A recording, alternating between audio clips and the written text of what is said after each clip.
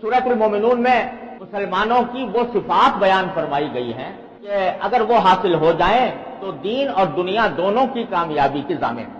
قد افلح المؤمنون، میں پہلے کچھ ترجمہ کر دیتا ہوں پھر کچھ گزارش عرض کروں گا۔ کامیاب ہو گئے وہ مومن الذین هم فی صلاتهم خاشعون، جو اپنی نماز میں خشوع اختیار کرتے ہیں، والذین هم عن اللغو معرضون، اور وہ مومن جو لغو اور بے فائدہ بےہودہ کاموں سے منہ موڑ لیتے ہیں اور بےہودہ کاموں میں شامل نہیں ہوتے۔ والذین هم للزکاۃ فاعلون، اور وہ مومن جو زکات کے اوپر عمل کرتے ہیں، کرنے والے ہیں۔ الذین هم للزکاۃ فاعلون والذین هم لفروجهم حافظون الا علی ازواجهم او ما ملکت ایمانهم فانهم غیر ملومین، اور وہ مومن جو اپنی شرمگاہوں کی حفاظت کرتے ہیں سوائے اپنی بیویوں کے اور اپنی ملکیت میں جو باندیاں ہوا کرتی تھی پہلے زمانے میں ان کے، اور سب سے اپنی شرمگاہوں کی حفاظت کرنے والے ہیں۔ البتہ جو اپنی بیویوں کے ساتھ اگر کوئی جنسی تعلق قائم کرتے ہیں تو فإنهم غیر ملومین، ان کے اوپر کوئی ملامت نہیں۔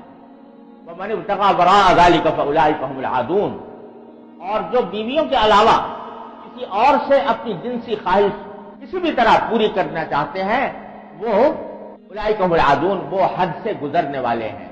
پھر فرمایا والذین هم لأماناتهم وعهدهم راعون، اور وہ لوگ جو اپنے امانتوں کی بھی قدر پاس رکھتے ہیں اور اپنے عہد کا بھی پاس رکھتے ہیں۔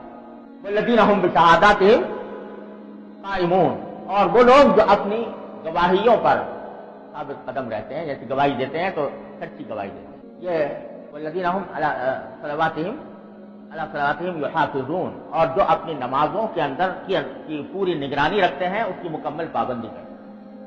پھر فرمایا اولئک الذین یرثون الفردوس، یہ ہیں وہ لوگ جو فردوس یعنی جنت کے وارث ہوں گے، ہم فیہا خالدون، وہ اس میں ہمیشہ رہیں۔